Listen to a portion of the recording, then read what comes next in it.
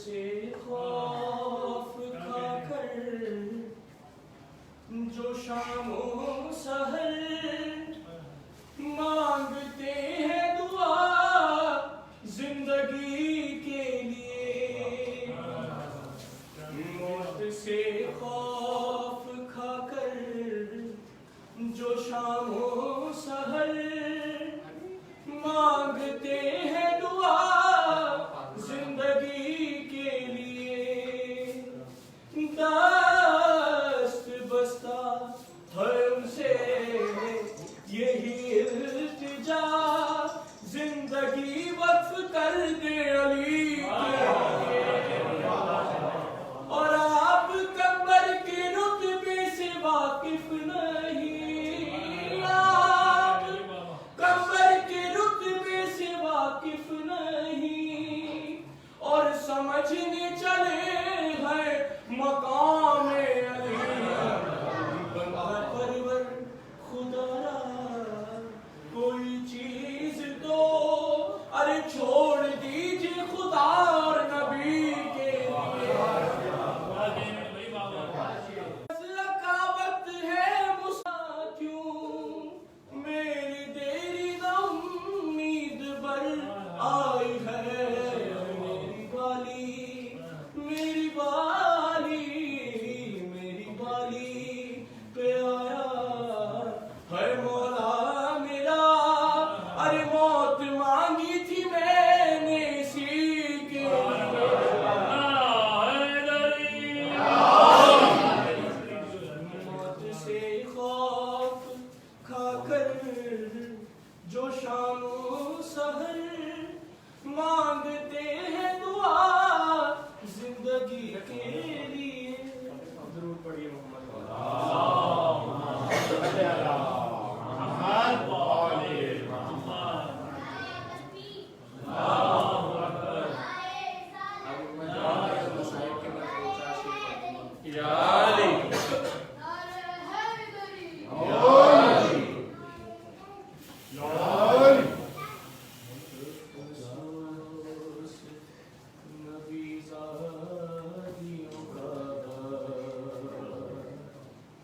شام میں جانا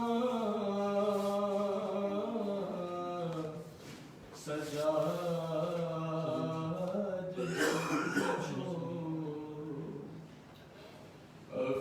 افسوس نبی زادیوں کا، شام میں جانا سجاد سے پوچھو، اور سر ننگے گما بہنوں کا دربار میں جانا سجاد سے پوچھو، چھپتی تھی نبی زادی نبی زادی کے پیچھے، ارے اس شرم و حیا سے چھپتی تھی نبی زادی نبی زادی کے پیچھے، اس شرم و حیا سے، ارشم اور شمر کا ان بیویوں کے نام بتانا سجاد سے پوچھو، بیٹھے ہوئے دربار میں سب چھوٹے بڑے تھے، ارے سادات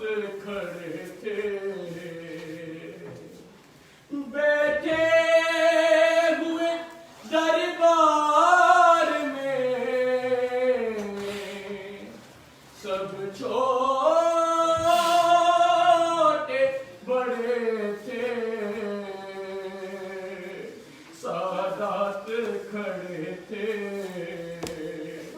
سر تشت میں رکھا ہوا زینب کو دکھانا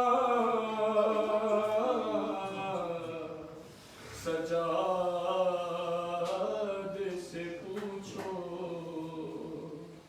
اور جب دختر شبیر نے زندان قضا کی ارے آفت کی گھڑی تھی وہ ننھی سی میت بندھے ہاتھوں سے اٹھانا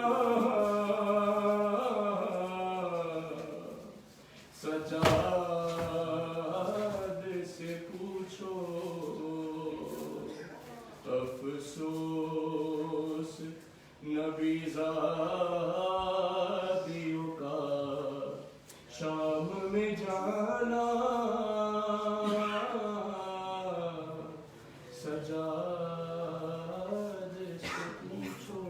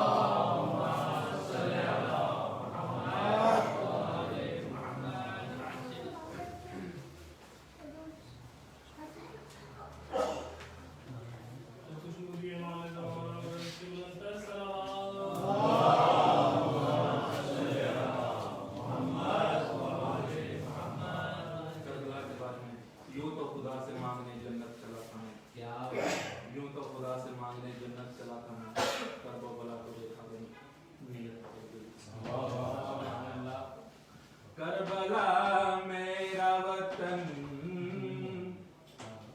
کربلا میرا وطن پاک وطن پاک وطن کربلا میرا وطن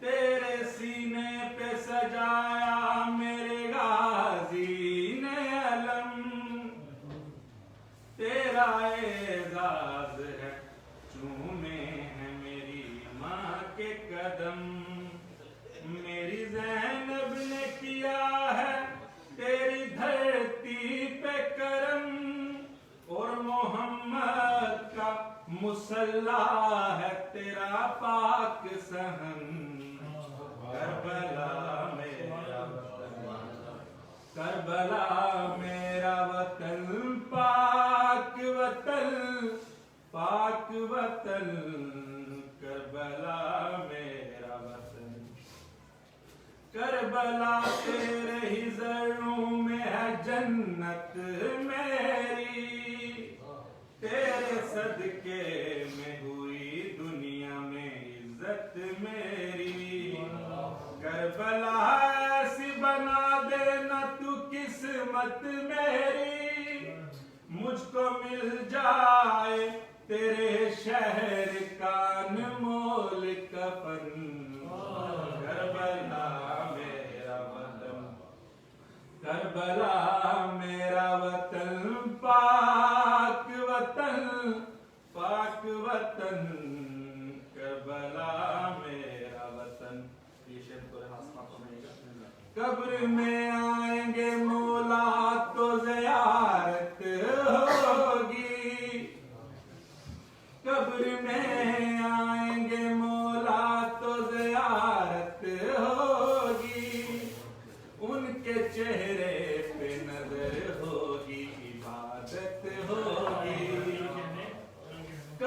میں آئیں گے مولا تو زیارت ہوگی، ان کے چہرے پہ نظر ہوگی، عبادت ہوگی، نور ہوگا تو بھلا کیوں مجھے وحشت ہوگی، خلد کی تازہ ہوا ہوگی تو پھر کیسی گھٹن، کربلا میرا وطن، کربلا میرا وطن، پاک وطن، پاک وطن، کربلا میرا وطن۔ میں بھی میسم کی طرح دھار پہ چڑھ جاؤں گا، میں بھی میسم کی طرح دھار پہ چڑھ جاؤں گا، میں علی والا ہوں، میں موت سے لڑ جاؤں گا، موت کو مار کے دنیا میں ابھر جاؤں گا، رک نہیں سکتی عزاداری تو کر لاکھ جتن، کربلا میرا وطن، کربلا میرا وطن، پاک وطن، پاک وطن، کربلا میرا وطن۔ کربلا تیری زمین ہو گئی دنیا سے حسین، رشک کرتا ہے نصیبوں پہ تیرے عرش بری، تیرے ذروں پہ ہی جگتی ہے رسولوں کی جبیں، شرف یہ دے گئے دنیا میں تجھے شاہ زمن، کربلا میرا اے خدا کتنی ہنسی تو نے بنائی جنت، اے خدا کتنی ہنسی تو نے بنائی جنت، ہم عزاداروں کو جیتے جی دکھائی جنت، ایک آنسو کے عوض ہم نے یہ پائی جنت، کیوں نہ پھر ساتھ کہیں حب علی اور حسن، کربلا میرا وطن۔ صلی اللہ محمد وآل محمد۔ دیگر بات بلند صلوات۔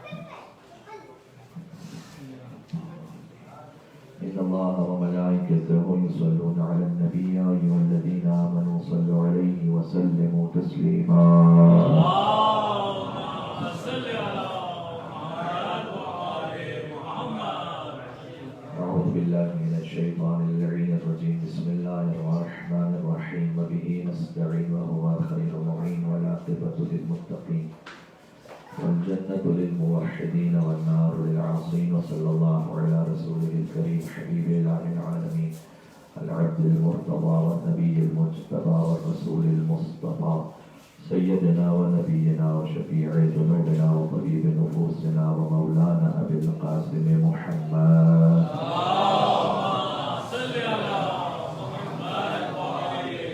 وعلى آله الطيبين الطاهرين المعصومين المظلومين سيما بقية الله في الأرضين الذين أذهب الله عنهم الرجس وطهرهم تطهيرا اللهم صل على محمد رحمة الله على محبيه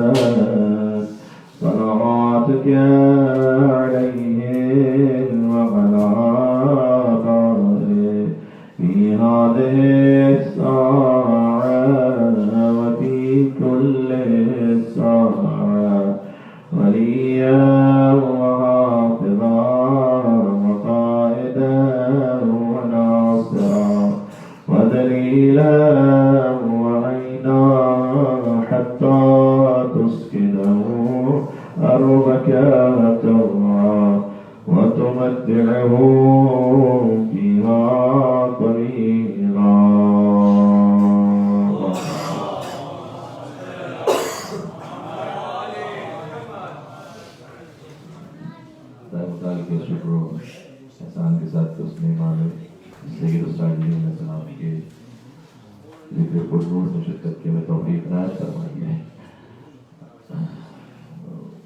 जो उसूली तौर पर मुझे मजलिस ख़त्म करनी थी वो 2:45 बजे ख़त्म करनी थी, तो 15 मिनट रह गए क्योंकि मुझे यहाँ से बहुत दूर डैडी नाउ जाना है एक और मजलिस के लिए, तो तकरीबन 1.5 घंटे की ड्राइव है। तो अगर मैं 2:45 बजे भी यहाँ से निकलता तो ताख़ीर थी, लेकिन पहले मैंने कहा था कि मैं 2:45 तक इसको स्ट्रेच कर लूँगा। तब उसूलन 15 मिनट है, बेउसूली में कितनी कर पाता हूँ ये अलग बात है।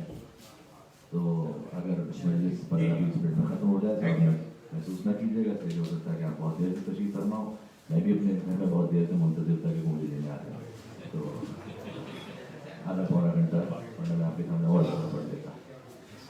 साहिब खाना की ख्वाहिश थी कि एक मौजू को आपके सामने पढ़ा जाए और उस तमीज़ के साथ अगर इस मौजू को मैं आपके सामने लेकर आता तो फिर और उसके बहुत सारे पहलू थे जो सामने आ सकते थे, लेकिन अब बराह रास्त डायरेक्ट आ जाता हूँ क्योंकि वक्त नहीं है, मसाइल भी पढ़ने हैं। और उन्होंने ये ख्वाहिश जाहिर की थी कि फरसदक का वो कसीदा कि जो इमाम ज़ैनुल आबिदीन अलैहिस्सलाम की शान में उन्होंने बयान किया वो पढ़ा जाए। मिल के सलावत भेजे मोहम्मद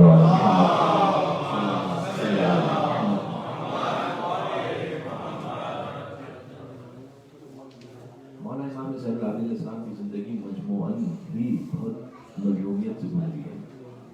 वाक़े करबला के बाद चूँकि बनी उमैया तकरीबन अपनी फतह का जश्न मना रहे थे और गली गली कूचा कूचा ये बात पहुँच चुकी थी कि हत्ता नवाज़ रसूल की हुर्मत का ख्याल नहीं रखा गया, तो बहुत कम रात थे कि जो चौथे इमाम के पास आते थे। खौफ की ऐसी फिजा थी कि इमाम से अपना ताल्लुक़ अलग लोग ज़ाहिर नहीं करना चाहते। इसलिए अगर आप आइम्मा अलैहिस्सलाम के असहाब को देखें तो उनमें चौथे इमाम के जो प्रोमिनेंट असहाब हैं वो आपको 7 से 8 उससे ज़्यादा नज़र नहीं आएंगे। 35 साल का करबला के बाद दौर इमामत हुज्जत खुदा 7 से 8 अफराद के जो आपको प्रोमिनेंट नजर आएंगे, कुल मिलाकर देख लीजिए तो 170। यही तादाद जब छठे इमाम के ज़माने तक पहुंची तो 4000। तो इमाम सादिक के ज़माने तक जो तादाद 4000 पहुंची है वो इमाम ज़ैनुल आबिदीन अलैहिस्सलाम के ज़माने में 170 है तकरीबन। और मैंने अर्ज़ किया कि जो उसमें से वाज़ेह चेहरे हैं वो तकरीबन 7 से 8 हैं। अबू खालिद काबुली हैं, सईद इब्न जुबैर हैं, जाबिर इब्न अब्दुल्लाह अंसारी भी इन 7 और 8 में शामिल हैं।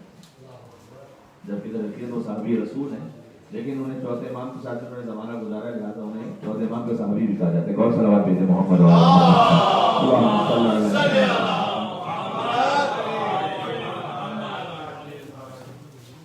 और साबित इब्न दीनार बहुत ही इमाम के करीबी सहाबी हैं। साबित इब्न दीनार जिन्हें आप अबू हमजा थमाली के नाम से जानते हैं। अबू हमजा थमाली का जो असल नाम है वो साबित इब्न दीनार है। और अबू हमजा थमाली से वो मारूफ दुआ कि जो रमज़ान मुबारक में दुआ सेहत इमाम ने तालीम फरमाई। मैं कहता हूँ कि रमज़ान का इंतज़ार न कीजिएगा, अभी अय्याम सज्जादी कम से कम जाके खोलिएगा, देखिएगा क्या लिखा हुआ है दुआ अबू हमजा थमाली में।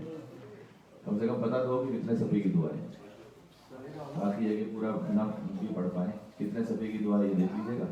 दरमियान में देख लीजिएगा कि किस तरह से इमाम ने या रब्बे की तकरार फरमाई है। आशना ही हो कम से कम, इस तरह से सही हो सजाती है। ऐसे कम से कम तवर्रुक कीजिएगा, उसको अपनी इल्मी ज़बान में कहते हैं तवर्रुक। एक होता है किताब को पढ़ना मुताला, एक होता है तवर्रुक यानी वर्क गर्दानी करना, सफ़े पलट के देखना। ये भी बहुत है। कलाम इमाम पर आपकी निगाह पड़ेगी तो उसकी नूरानियत है। कम से कम ये देखिएगा कि अच्छा ये क्यों इमाम अलैहिस्सलाम ने सही सजाती इस तरह से बयान करवाई, उसकी पूरा उस पर कम से कम 1-2 मजालिस हो तो फिर बात और इस तरह से वाज़ेह हो सके कि मुख्तसरन ये मदीना के हालात जब बज़ाहिर ही बनी उमैया के तकरीबन कंट्रोल में थे। वाक़ई करबला के बाद उन्होंने मस्जिद नबी की बेहुरमती की, उसके बाद तो ऐसा खौफ था कि कोई खड़ा हो भी नहीं सकता था। तो फहशा और गुनाह बहुत बढ़ गए थे मदीना में, यानी इतने गुनाह बढ़ गए थे कि एक शख्स को मसलन लाया गया गवाही के लिए कोर्ट में, तो मोतरिस ने एतराज़ किया कि इसकी गवाही काबिल कबूल नहीं है इसलिए कि ये अलग ऐलान ज़िना सुनता है, तो कैसे इसकी गवाही कबूल हो सकती है। तो تو اس وقت قاضی نے جملہ کہا کہ پھر اگر اس طرح سے گواہی قوم رد کرے گی تو مدینہ میں کون رہ جائے گا جس کی گواہی قبول کریں گے؟ یعنی اتنا زیادہ فحشہ عام تھا، گناہ عام تھا. اب امام زین العابدین اسلام وہ کہتے ہیں نا معجزہ بھی ہونا چاہیے، وقت کی مناسبت ہونا چاہیے. تو امام یہ بتانا چاہ رہے تھے کہ دیکھو یہ جو تم اپنی زندگی ہماری زندگی میں دینا ہے، اس میں پھر اللہ کو شاعری ہوتی تھی نا، اس میں غلط ترنم ہوتا تھا جس کا نہ کوئی بیس ہے نہ کوئی مطلب ہے، اس میں صرف بیہودگی ہے. امام علیہ السلام نے اس کے مقابلے میں ظہور آل محمد کو پیش کیا.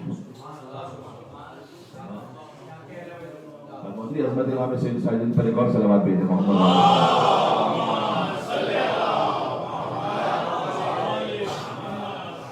ہم کہنا چاہتے ہیں کہ وہ میوزک جس کے پیچھے تم جا رہے ہو اس کی نہ کوئی بیس ہے، احساس ہے، نہ دنیا ہے نہ آخرت ہے. اگر تم اسے سنو، اسے پڑھو جو صحیفہ سجادیہ ہے. تو جب امام اس کو ترنم میں پڑھا کرتے تھے کہ جو مشکی جو پانی فراہم کیا کرتے تھے گھروں میں، وہ سن سن کے روکا کرتے تھے اور امام کی فقط اس لہن کو سن کر، اسی لیے تو وہ ظہور آل محمد کہا جاتا ہے کہ جو سب سے عالی ترین لہن تصور کیا جاتا ہے وہ حضرت داؤد علیہ السلام کا ہے. جبکہ در حقیقت یہ جو صحیفہ سجادیہ ہے جن کا نام ہے ظہور آل محمد، جو کہ ظہور دعاؤں ہی کا مجموعہ ہے، جو حضرت داؤد کی دعائیں تھیں ان کا مجموعہ ہے ظہور. اور یہ کہا جاتا ہے کہ آل محمد سے جو دعائیں معروف ہیں تو ظہور آل محمد، جبکہ یہ یقیناً حضرت داؤد کے کلام سے بہتر ہے. کیوں؟ اس لیے کہ یہ جو وراثت ہے یہ رسول اللہ کی وراثت ہے. یہ وہ رسول اللہ کے معنی اور مفاہیم اور ان کی شریعت کے مطالب ہیں کہ جو ہم تک فرزند رسول کے ذریعے سے پہنچ رہے ہیں. تو جو فرق سرکار ختمی مرتبت میں اور حضرت داؤد میں ہے وہی فرق صحیفہ سجادیہ میں اور ظہور میں موجود ہے. ایک مل کے صلوات اور بھیجے محمد و آل محمد.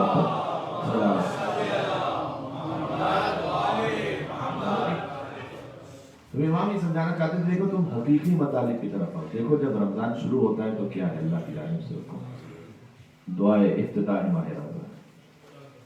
دیکھو جب رمضان ختم ہوتا ہے تو پھر اللہ کی جانب سے کیا حکم ہے؟ الوداع ماہ رمضان. دیکھو جب چاند کو دیکھو تو کیا کہنا چاہیے. دیکھو جب تم اپنے والدین کے لیے سوچو تو کیا دعا پڑھنا چاہیے. جب تم اپنی اولاد کے لیے سوچو تو کیا دعا پڑھنا چاہیے. خالی صفوں کو پلٹ کے دیکھیے گا صحیفہ سجادیہ میں ہے کیا کچھ. اور گوگل میں آسان ہے بس آپ دعا کرو تو پہ لکھے صحیفہ سجادیہ 1 منٹ میں آپ کے سامنے انڈیکس آ جائے گا. انڈیکس ذرا گھما کے دیکھ لیجیے گا کہ کیا کچھ ہے. یقیناً کوئی نہ کوئی ایسی دعا ہوگی 50 سے اوپر دعائیں. صحیفہ کاملہ جس کو کہا جاتا ہے زیدیہ جو فرقہ ہے اس کے پاس بھی اس کا ایک نسخہ ہے. اس کے پاس کچھ دعائیں ہمارے پاس کمپلیٹ دعائیں تو ان کے مقابلے میں سے کاملہ کہا جاتا ہے صحیفہ کاملہ. اب اس کی اور وقت ہوتا تو میں بہت تفصیل میں جا سکتا تھا خیر، لیکن اتنا کافی آج کے لیے کہ آپ دیکھیے گا تقریباً 50 سے اوپر دعائیں ہیں. تو یقیناً کوئی نہ کوئی ایسی دعا تو ضرور ہوگی کہ جو آپ کو اس وقت اپنی زندگی میں اس وقت کام آئے گی. آپ کو ضرورت ہوگی کسی نہ کسی ایسی دعا کی جو امام اسلام نے بیان کی ہوئی ہوگی. تو کوئی بھی دیکھیے گا ٹرانسلیشن دیکھیے گا اس میں معنی متعلق. اچھا حالات ایسے تھے کیا کہنا چاہ رہا ہوں، یعنی قریبی ساتھیوں میں 7 سے 8 افراد اوور آل کہنے دو 70 افراد. ان حالات میں جب کوئی امام علیہ السلام کے لیے کوئی فضائل کہنے کو ان کے قریب ہونے کو تیار نہیں، پھر فرض تک کا اس موقع پر اس ظالم حاکم کے سامنے حج کے موقع پر اس قصیدے کو ارشاد فرماتا. جب سارا عالم اسلام جب آئے اب اس کی اہمیت سمجھ میں آتی ہے. یہ محض قصیدہ نہیں، قصیدہ میمیہ اسے کہا جاتا ہے. قصیدہ میمیہ کا مطلب ہے کہ ہر شعر کا میم پر ختم ہوتا ہے. اور 80 سے زیادہ اشعار ہیں. ایکسٹمپور ہے فی البدیع. ہشام ابن عبد الملک آیا تھا حج پہ. اس وقت خلافت تھی ولید ابن عبد الملک کی، یہ اس کا ولی ہے بھائی تھا. ہشام ابن عبد الملک آیا ہوا حج پر اپنے شاہی پروٹوکول میں. شام سے افراد اس کے بعد آئے ہیں جو گماشتے ہوتے ہیں آس پاس بیٹھے ہوتے ہیں تو وہ بھی ہیں. اور یہ کوشش کر رہا ہے کہ میں پہنچا حجر اسود تک تاکہ میں حجر اسود کو بوسہ لے لوں. اب کون بادشاہ کس کی کیا اوقات، یہاں پر اتنا بڑا مجمع ہے کوئی راستے نہیں ہے. تو اس کے لیے ایک الگ سے ممبر پیچھے لگا دیا گیا کہ آپ جا کے بیٹھ جائیے اس میں اپنے شاہی پروٹوکول کے ساتھ. چلا راستہ تو بند ہے، حجر اسود تک راستہ پہنچنا مشکل ہے، بہت زیادہ بھیڑ. اتنے میں اس نے دیکھا کہ ہاشمی جوان چہرے پر نور، سادہ لباس، اس میں تشریف لائے اور خود بخود ہیبت اور جلال ایسا تھا کہ مجمع چھٹنا شروع ہوا. جسٹ امیجن کہ اگر آج بھی کوئی ویسے جائے بغیر کسی پروٹوکول کے، ویسے چلا جائے مسجد الحرام میں، اور اس کی آمد کی وجہ سے ایسا ہو کہ جو اتنا بڑا طواف ہے اس سے رش چھٹنے لگے. ایک لمحے کے لیے سوچیے، اور اگر آپ اوپر سے دیکھ لیں اس منظر کو، ایک شخص آیا ہے خود بخود اس کے لیے طواف چھٹ رہا ہے، اور وہ شخص قریب پہنچ جائے حجر اسود کے اور اطمینان سے حجر اسود کو بوسہ دے اور اس پر ہاتھ لگائے، تو پھر کیا کیفیت ہوتی ہے؟ الگ ہی منظر تھا پورا. تو جیسے جب یہ ہوا تو جو اس کے گماشتے آس پاس موجود تھے ان میں سے کسی ایک نے حشام سے پوچھا کہ یہ کون جوان ہے؟ آپ کے لیے تو کوئی راستہ ہی نہیں دے رہا تھا، یہ تو داخل ہوا ہے تو اس کے لیے تو پورا طواف راستہ دے رہا ہے، اسے آگے تک پہنچ گیا حجر اسود تک، یہ کون ہے؟ اللہ ادری، پتہ نہیں کون ہے، لا عارف، پتہ نہیں کون ہے. کس نے کہا حشام؟ جبکہ جانتا تھا کہ کون ہے. فرزند رسول نے سمجھا پتہ نہیں کون ہے، اس لیے اگر بتا دے گا تو پھر یہ تو کم سے کم کچھ جو ہے وہ کیا عزت رہ جائے گی، ہے نا. اللہ عارف، وہ پتہ نہیں کون ہے. اچھا، امام کا یہ لیول نہیں کہ ان جیسے وہ جواب دیں. تمہاری اوقات ہی کیا ٹھیک ہے، تمہیں کہہ دیا نہیں جانتا، جس پہ وحی نازل ہو رہی ہے، جس پہ فرشتے نازل ہو رہے ہیں، جس کا براہ راست تعلق اللہ سے، وہ کیا ان جیسے کو جواب دے گا کہ میں بتاؤں کہ میں کون ہوں؟ اگنور کیا. ہماری حیثیت نہیں کہ ہم تمہیں جواب دیں، کہ ہم تمہیں بتائیں کہ ہم کون ہیں. فرزدق بھی اطراف میں سب موجود تھے، یاد رکھیے گا، یعنی بنی امیہ کے شورا میں ان کے ساتھ اٹھتے بیٹھتے تھے. فرزدق بہرحال، لیکن اس قصیدے سے سمجھ میں آتا ہے کہ عظمت سرکار اپنی مرتبہ سے بھی واقف تھے، مولا کائنات کی عظمت سے واقف تھے، سیدہ کونین سلام اللہ کے مقام سے واقف تھے. ہوتا کبھی نفس پرستی کسی وقت پر غالب آ جاتی زندگی میں تو وہ اس وقت وہاں ان کے ساتھ تھے بنی امیہ کے. لیکن جب یہ سنا کہ اللہ عارف وہ پتہ نہیں کون ہے، وہ جو اندر سے ولایہ علی کا جوش تھا اس کو روک نہیں سکے. اور پھر فرزدق نے کہنا شروع کیا، تجھے نہیں پتا کون ہے، میں بتاتا ہوں کہ کون ہے. اور پھر فرزدق نے قصیدہ پڑھنا شروع، جسے قصیدہ دینیہ کہتے ہیں. اس کے تقریباً 80 سے زیادہ اشعار ہیں. میں لکھ کے تو لایا تھا تقریباً 15-16 اشعار، جتنے ہو سکتا ہے میں آپ کے سامنے سنا دیتا ہوں، اور یہیں سے منزل مصائب پہ جائیں گے. مل کے صلوات بھیجیں محمد وعلی محمد صلی اللہ علیہ وسلم. فرزدق کا اصل نام ہے حمام ابن غالب. اچھا، جب یہ اتنے اشعار کہے تو شام میں ملک کو بہت برا لگا تھا. اس نے وظیفہ ختم کروا دیا تھا اور بیت المال سے دستخط کروا دیا، بلکہ اسمان نام کی جگہ تھی مکہ اور مدینہ کے درمیان، اس میں قید کروا دیا تھا فرزدق کو، یعنی وہیں پر نظر بند ہو گئے تھے. تو امام علیہ السلام کو پتہ چلا، یہ علم امام سے جانتے تھے، لیکن خبر پہنچی کہ وہی فرزدق کا بیت المال سے وظیفہ بند ہو گیا بہت غربت میں، اور قید کر لیا گیا. امام علیہ السلام نے اپنی جانب سے ہدیہ بھجوایا تھا، خاصے درہم تھے، امام نے بھجوائے تھے کیا قبول کر لو. تو فرزدق کے بعد جب یہ پہنچے تو فرزدق نے کہا کہ مال اجل ھذا قلت، تو میں نے اس مال دنیا کے لیے یہ قصیدہ نہیں کہا تھا. تو واپس بھجوا دیا امام کو. امام نے پھر بھجوایا، ہم جانتے ہیں تم نے مال دنیا کے لیے نہیں کہا تھا، لیکن یہ جو ہدیہ ہم دے رہے ہیں اسے قبول کرو. اسے قبول کرنے سے تمہارے جو اس قصیدے کو کہنے سے اللہ نے تمہارے جو اجر رکھا ہے اس میں کوئی کمی نہیں ہونے والی. دونوں چیزیں امام نے واضح کرتے ہیں. پڑھنے والا اس خلوص سے پڑھے، اسے مال دنیا کی طلب نہ ہو. اہتمام کروانے والا اس خلوص سے ہدیہ دے کہ سنت امام زین العابدین علیہ الصلوۃ والسلام. اس میں نہ تاجر خون حسین کی بات ہے نہ کوئی اور بات ہے. اگر کوئی سمجھ سکے تو سنت امام سید الساجدین علیہ الصلوۃ والسلام. ایک مل کے صلوات اور بھیجیں محمد وعلی محمد کا.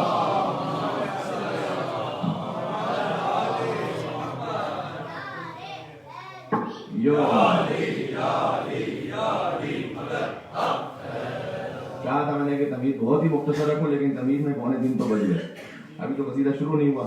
چلے میں چند اشعار اس کے عرض کر دیتا ہوں، پھر میں مسائل میں چند جملے عرض کروں گا. کہ یا سائلی سبحان اللہ این حل الجود والکرم عندی بیان اذا طلابہ قدموا، میم پر ختم ہوتا ہے، میم کی آواز پر ختم ہوتا ہے اس کا ہر شعر. کہ اے سوال کرنے والے، تو نے پوچھا ہے کہ یہ کون ہے؟ مجھے نہیں پتا یہ کون ہے. نے کہا تو اتنا یاد رکھ کہ اگر جود و کرم اس دنیا میں کہیں پر بھی پناہ لینے جائے نا، سبحان اللہ، عندی بیان اذا طلابہ قدموا، تو جود و کرم اگر کہیں پناہ لیتا ہے تو اس کے قدموں میں جا کر پناہ لیتا ہے. یہاں سے کبھی نام نہیں لیا، نام تو بہت بعد میں لیا. کیا پہلے تو یہ تو سمجھ لے کہ اس کی صفات سمجھ لے، فضائل سمجھ لے، پھر نام سمجھنا بعد میں. نام تو بہت بعد میں لیے. ھذا الذی تعرف البطحا وتعتہ، تو یہ کہہ رہا ہے کہ تو نہیں جانتا کہ اسے بطحا کی سرزمین جانتی ہے. ھذا الذی تعرف البطحا، جو مکہ کی سرزمین ہے وہ جانتی ہے اسے کہ یہ کون ہے. وتعتہ، مکہ کی سرزمین اسے نہیں، اس کے قدموں کو جانتی ہے.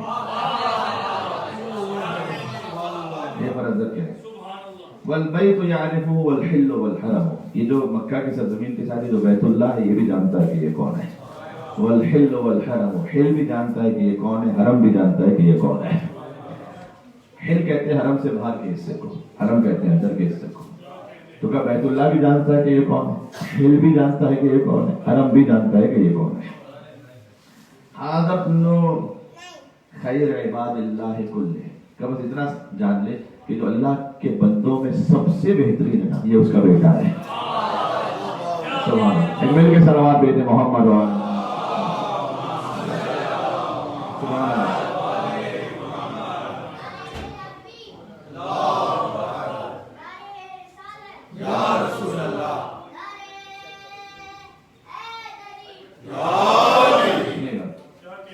کہ جو اللہ کے بندوں کا بہترین ہے نا، اس کا بیٹا ہے یہ. ھذا التقی النقی الطاہر العلم، یہ تقی ہے اور نقی ہے اور طاہر ہے اور علم یعنی ہدایت کا سب سے بڑا مینار ہے. ھذا الذی احمد للمختار والد، اس کے جو والد ہیں وہ احمد مختار ہیں. اچھا سب جانتے ہیں کہ امام میں زین العابدین کے والد امام حسین ہے، لیکن نہیں، جو جد ہیں جہاں سے سلسلہ ہے وہ احمد مختار ہے. صلی علیہ الہی ما جل القلم، کہ جن پر جب سے نون والقلم وما یسطرون ہے نا، اس وقت سے ان پر درود و سلام ہے. یہ ان کے والد ہیں. سبحان اللہ. اب تک یہ تو نہیں سمجھ سکتا. ھذا ابن فاطمہ ان کنت جاہلا، اگر تو اب تک بھی جاہل ہے تو جان لے کہ یہ فاطمہ زہرا کا بیٹا ہے. سبحان اللہ. بجدہ انبیاء اللہ قد ختموا، کہ انہی کے جد وہ ہیں کہ جن پر تمام انبیاء کی نبوتیں اختتام تک پہنچتی ہیں. ولیس قولک، بہت تفصیل تھی لیکن یہ کہ ہم نے خالی ترجمے پر اتفاق کیا. بہرحال آپ ہم ثواب میں سب شریک ہو گئے الحمدللہ امام کے ذکر کی برکت سے. ولیس قولک من بہذا بظاہر، اور یہ جو تیرا کہنا ہے کہ یہ کون ہے مجھے نہیں پتا، اس کو کوئی نقصان نہیں پہنچانے والا. یہ ایکسٹمپور کہہ رہے ہیں برز ہے کہ یہ جو تو کہہ رہا ہے کہ پتہ نہیں یہ کون ہے، اس کو کوئی نقصان نہیں ہونے والا ہے اس سے. العرب تعرف من انکرت والعجم، جس کا تو نے انکار کیا عرب بھی اسے جانتا ہے کہ یہ کون ہے اور عجم بھی اسے جانتا ہے کہ یہ کون ہے. سبحان اللہ. کلتا یدیہ غیاث عما نعمها، کا جب یہ اپنے دونوں ہاتھوں کو کھول دیتا ہے تو سخاوت اور کرم اس کے ہاتھوں سے ایسے جاری ہوتا ہے جیسے غیاث، جیسے بارش برس رہی ہو، ابر کرم اس کے ہاتھوں سے برس رہی ہوتی ہے. تستوی کفان ولا یعلوها عدم، اور یہی دونوں ہاتھ کافی ہیں ساری دنیا کے لیے، کہ بس یہی دونوں ہاتھوں سے جب کرم اور سخاوت ہوتا چلا جائے تو پھر کسی اور کی ضرورت رہتی نہیں ہے. سبحان اللہ. اب اگلا جملہ سنیے گا. ما قال لا قط الا فی تشہدی. سبحان اللہ. کہ یہ جب کوئی مانگتا ہے تو عربی میں اگر آپ کو منع کر رہا ہوں کیا کہیں گے؟ لا نہیں. کہ ما قال لا، اس نے اپنی زندگی میں کبھی لا کہا ہی نہیں ہے. صرف ایک بات، اللہ فی تشہد، صرف تشہد کے نماز کے تشہد میں لا کہا ہے بس. اس نے کہا اشہد ان لا الہ الا اللہ، فقط خدا کی گواہی کے موقع پر اس نے لا کہا ہے لا الہ الا اللہ میں، ورنہ اس کی زبان سے کبھی لا نکلتا ہی نہیں. لولا التشہد کانت لاہ نعم، اگر تشہد نہ ہوتا تو اس کی وہ لا بھی نام ہی ہوتی، یعنی وہ بھی ہاں ہی ہوتی. فرمایا کہ اگر قریش اسے دیکھتے، ترجمہ پڑھتا ہوں خالی، اگر قریش اسے دیکھتے ہیں تو پھر یہ کہتے ہیں کہ الا مکارم ھذا ینتہی الکرم، اسی شخص پر سارے کرم کی انتہا ہوتی ہے. لو یعلم الرکن من جاء یلتمس، کہ یہ جو تو کہہ رہا ہے نا میں نہیں جانتا، جب یہ پہنچتا ہے حجر اسود پر اور حجر اسود کو ہاتھ لگاتا ہے تو پھر حجر اسود اس کے ہاتھوں کا بوسہ دیکھ کر زمین پر گر جاتا ہے.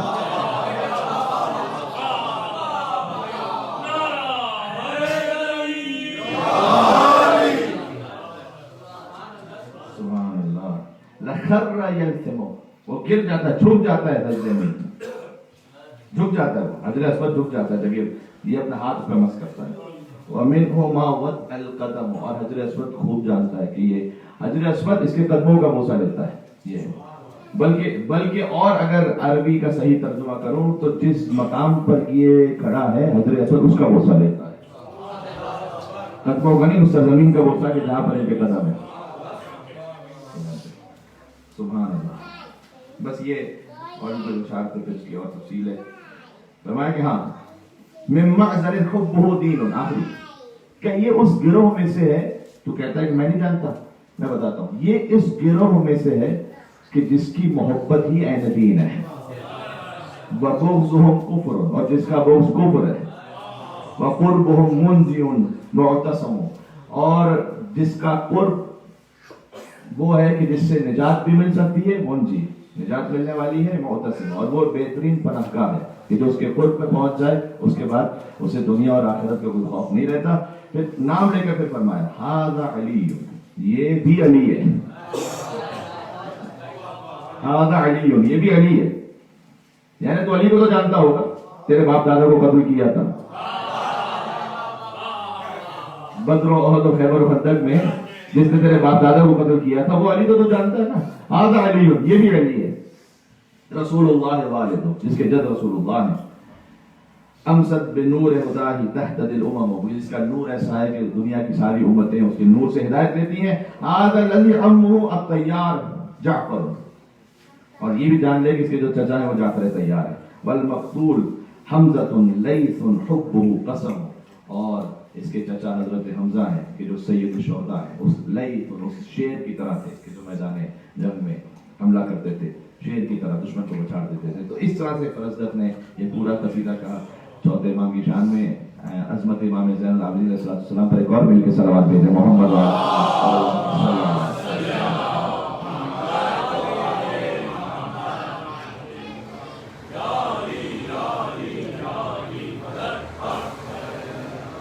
یا تو نعرے کی چھٹی لے لیا کریں، نہ لگایا کریں، یا پھر لگایا کریں تو مجلس کی شان کے حساب سے لگایا کریں کہ جو امام سے سجاد علیہ السلام کو کریں.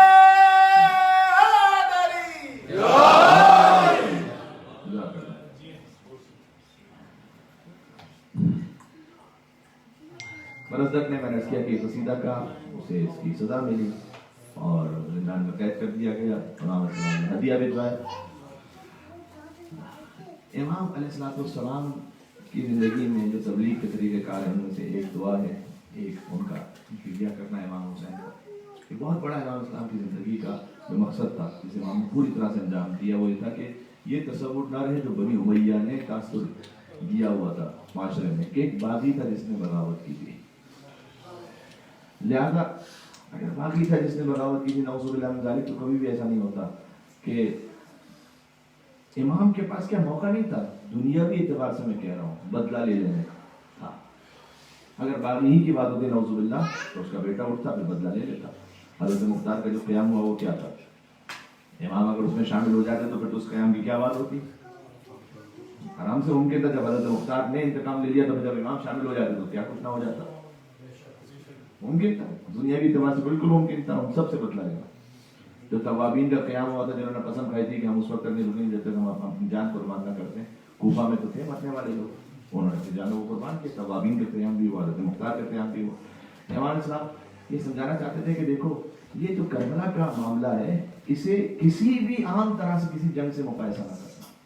معمولا نہیں ہوتا ہے کہ اگر بظاہر اگر کسی کے ساتھ ایسا ہو جائے کسی معرکے میں تو اس کا جو بیٹا اور وارث ہوتا ہے اس کی سب سے پہلی خواہش اور تمنا یہ ہوتی ہے کہ میں جاؤں بدلا. موقع بھی تھا امام کے پاس، بالکل موقع تھا، نہیں ہے. لیکن سمجھنا چاہتے تھے کربلا وہ معاملہ ہے کہ جو مشیت پروردگار میں جس کے لیے الگ سے احترام ہے، یہ وہ ہے کہ جسے نہ ہم اپنی عقلوں سے سمجھ سکتے ہیں نہ درک کر سکتے ہیں. اور اس کے بعد میں بس امام السلام نے اتنا کیا کہ اسے گریے کے ذریعے زندہ رکھو، اسے زندہ رکھو، گریے کے ذریعے زندہ رکھو. تو امام علیہ السلام گریہ فرماتے تھے، مستقل گریہ فرماتے تھے. کل کی مجلس میں شب شہادت عرض کر چکا ہوں، آج روز شہادت ہے، وہیں کی شہادت کر لینا ہے. گریہ اتنا فرماتے تھے کہ البکاؤن خمس، حدیث میں آیا، شیخ صدوق نے لکھا تاریخ میں 5 گریہ کرنے والے سب سے زیادہ گزرے ہیں. حضرت آدم علیہ السلام جنت کے فراق میں روتے رہے، حضرت یعقوب علیہ السلام یوسف کے فراق میں رہے، وَبِيَزَّتْ عَيْنَاهُ مِنَ الْحُزْنِ وَهُوَ كَظِيمٌ، دونوں آنکھیں سفید ہو گئیں. اتنا حضرت یوسف علیہ السلام کے جو یعقوب کے فراق میں روتے رہے. اور پھر 2 ہستیاں وہ ہیں جو اہل بیت اطہار سے تعلق رکھتی ہیں، ایک سید کونین سلام علیہ ہے، رسول کی بیٹی ہیں، اور پھر مولا سید الساجدین علیہ السلام ہے. جو مولا سید الساجدین کے مصائب ہیں وہ بہت مشترک ہیں سید کونین سلام علیہ کے مصائب سے. دادی اور پوتے کے مصائب سے بہت اشتراک ہے. زیادہ وقت نہیں رہ گیا مصائب کا، شہادت کا دن ہے، انشاءاللہ ضرورت بھی نہیں پڑنی چاہیے زیادہ مصائب کی. نام سید سجاد، تھوڑا سا ذکر ہی کافی ہونا چاہیے گریے کے لیے. انشاءاللہ گریہ فرمائیں گے. مجلس کا اصل مقصد، خاص طور پر جب شہادت کے دن مجلس ہو رہی ہے تو اس وقت تک پورا ہی نہیں ہوتا جب تک دعا سننا بنے سید سجاد علیہ السلام کے نام سے. جب محرم شروع ہوتا ہے ایک جوش اور جذبہ الگ سے ہوتا ہے، عاشور تک، شام غریبہ تک. اس کے بعد ظاہر فطرت انسانی ہے، خستگی لگتی ہے کہیں نہ کہیں. لیکن میں کہہ رہا ہوں آج خستہ ہونے کا دن نہیں ہے. آج کیوں؟ اس لیے کہ آج اس کا دن ہے جو 35 سال تک روتا رہا. میرے امام 35 سال تک روتے رہے، خستہ نہیں ہوئے. آج اس کا دن ہے کہ جو 35 سال تک روتا رہا. پانی آیا تو روئے، کھانا آیا تو روئے، دسترخوان دیکھا تو روئے، ذبیحہ کو دیکھا تو روئے، بازار کو دیکھا تو روئے، کسی معصوم سے بچے کو دیکھا تو روئے.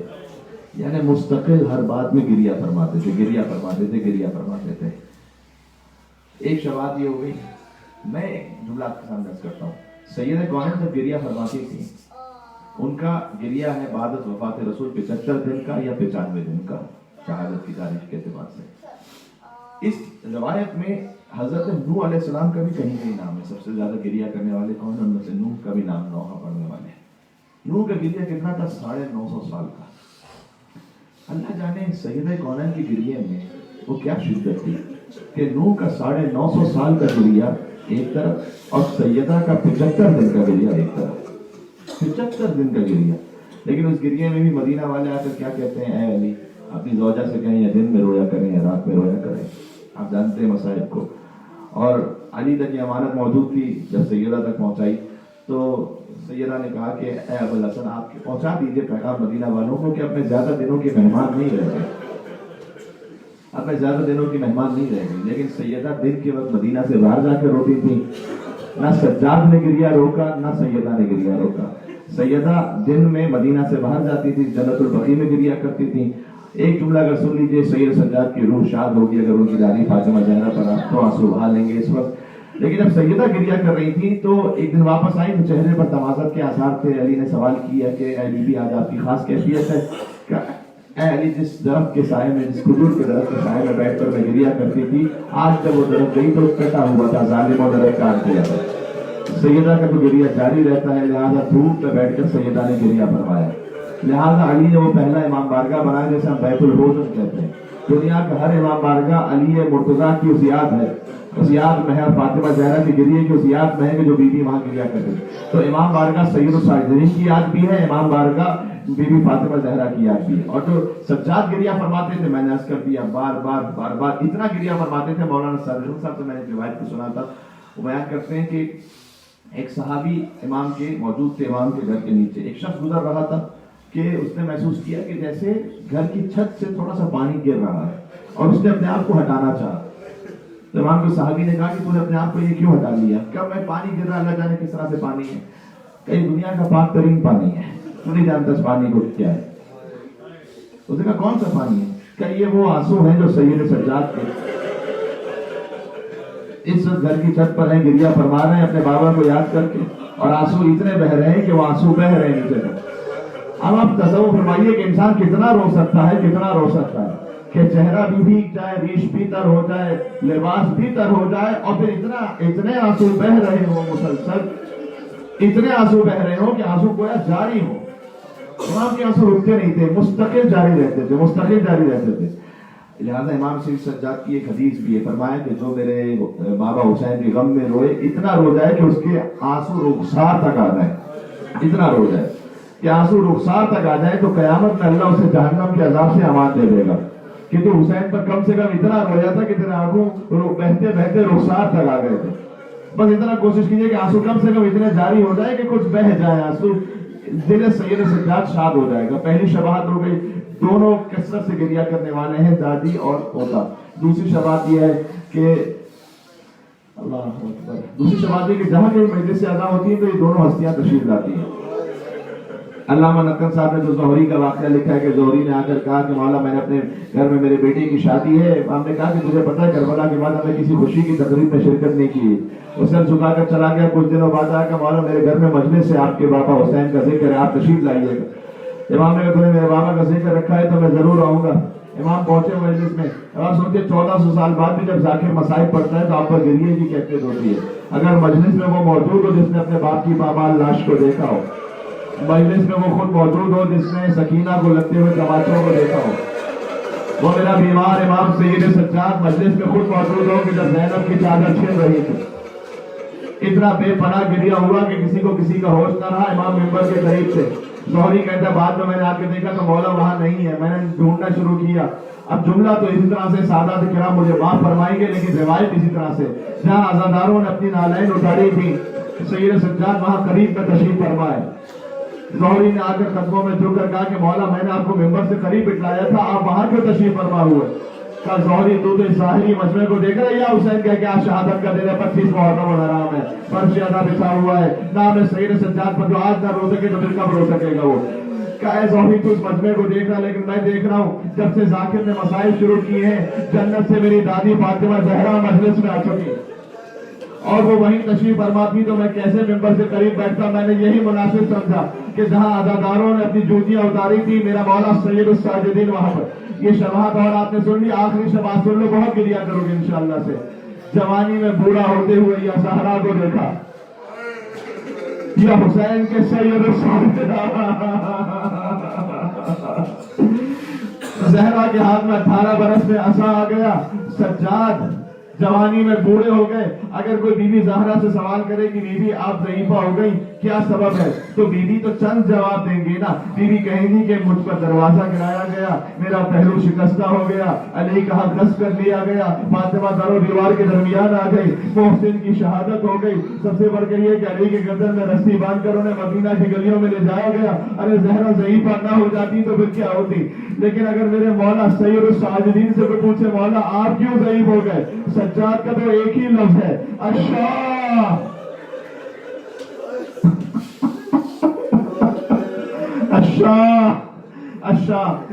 آخر جملہ سن لیجیے گا. اور ایک اور شباہت رہ گئی. وہ شباہت کیا ہے؟ غسال غسل دیتے ہوئے یا زہرا کے جنازے پر رویا یا سجاد کے جنازے پر رویا. جب زہرا کو غسل علی دے رہے تھے تو ضبط نہ کر سکے، فریاد کرتے ہوئے باہر آ گئے. اور جب میرے مولا محمد آخری جملہ میں بالکل کہہ رہا ہوں، یا حسین یا سید الساجدین کہہ کے گریہ کیجیے گا.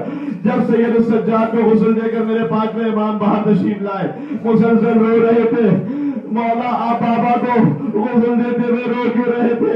میرے مولا باقر نے اللہ جانے کون کون سے نشانوں کا ذکر کیا ہوگا. تازیانوں کے نشان الگ تھے، عسکریوں کے نشان الگ تھے، بیڑیوں کے نشان الگ تھے، لیکن علماء کہتے سب سے پہلے فرمایا گلے کا خان باہر تھا. بابا کے گلے میں توپ کا نشان 35 سال بعد اس سجاد کی گردن میں تھا.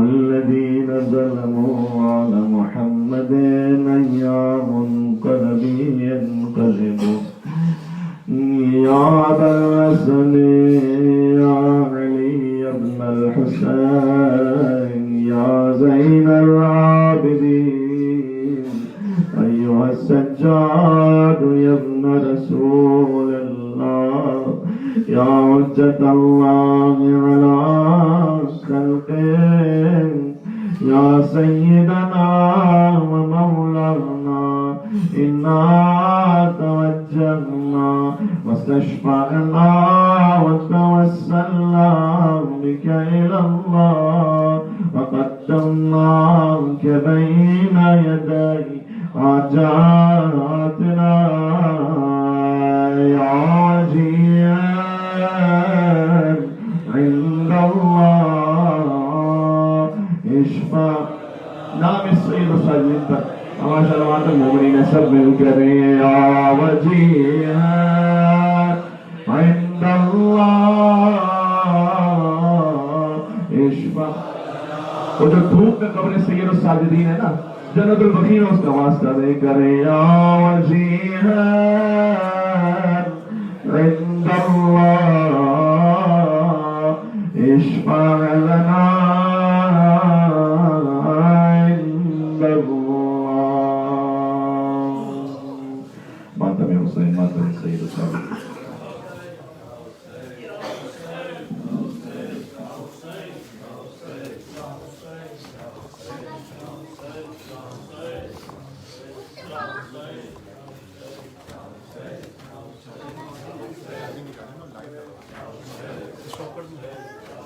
ऑफ कर